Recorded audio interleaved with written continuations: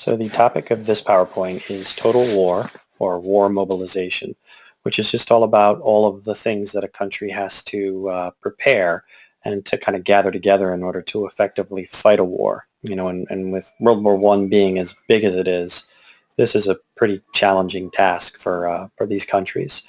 So the question that we're asking is, what must a nation or a government mobilize to effectively fight a war? There are going to be four different answers to this question. So the first answer is an army. It's a pretty obvious one. You guys have already learned that these countries in Europe that went to war, they already had very large armies. But as time goes on and the war drags on and you have millions of men dying and getting wounded, they're going to need more soldiers. And, at first you'll have a lot of young men volunteering, with their excitement, but over time, volunteers are not going to be enough.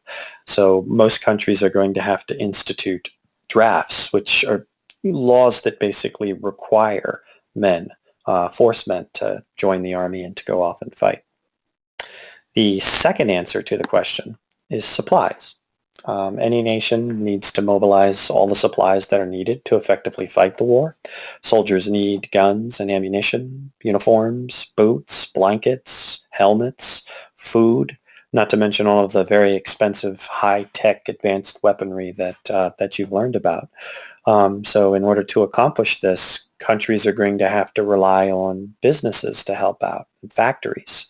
This doesn't mean that the businesses or the factories would be doing it for free. The government would obviously engage in a contract with them and pay them to produce things that are specifically for the military. On top of that, in addition to the importance of the businesses cooperating, you also have to recognize the importance of the factory workers themselves. You need them in order to produce these supplies. And that creates a challenge because most of the soldiers that are going off to war were factory workers, which means that there's a huge void that has to be filled in order to get the work done. And in most of these countries, it's going to be women who step up and take these jobs that are left behind so that things can be produced for the war effort. The third answer to the question is money. Wars are very expensive. And countries, governments will go into debt and have to borrow a lot of money, but they'll also look for other ways to help pay for the war. Taxes usually go up in a time of war, so people will have to bear some of the financial burden.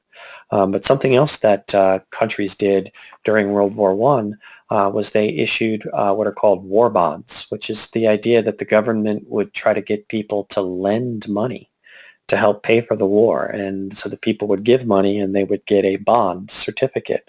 And basically what that would mean is over the course of time, the people could get paid that money back plus interest by the government. So these are different ways that the government would try to raise funds for the war. And the final answer is public opinion, which a lot of people don't think about, but it's really important. The government has to rely on the people, so therefore it's going to be really important that public opinion is always positive towards the war. And this is not always easy to do, especially if a war is not going so well for your country or if it's dragging on longer than what people thought. So what governments usually do in a time of war to mobilize public opinion is they use propaganda. Propaganda is just a method of trying to push people in a certain direction in regards to what they believe or what they do. So during World War I, a lot of propaganda is used by countries to help shape public opinion. So you have these four different things, four different factors that have to be mobilized. And I'm going to give you an extra credit opportunity for taking the time to listen to this audio. So if you want extra credit on a Google Doc that you'll share with me, I want you to rank these four things in order of the level of difficulty that the government would face in trying to mobilize them. So the first one on your list should be the one that you think was the most difficult to mobilize. And the last one on your list would be the one that was least difficult. And then underneath the ranking, I'd like you to write a very, very short paragraph explaining why you ranked them this way. The only way you can get these extra credit points, which I'll add to your World War I DBQ grade, is if you share that document with me before class starts tomorrow. Thank you very much. I'll see you guys tomorrow.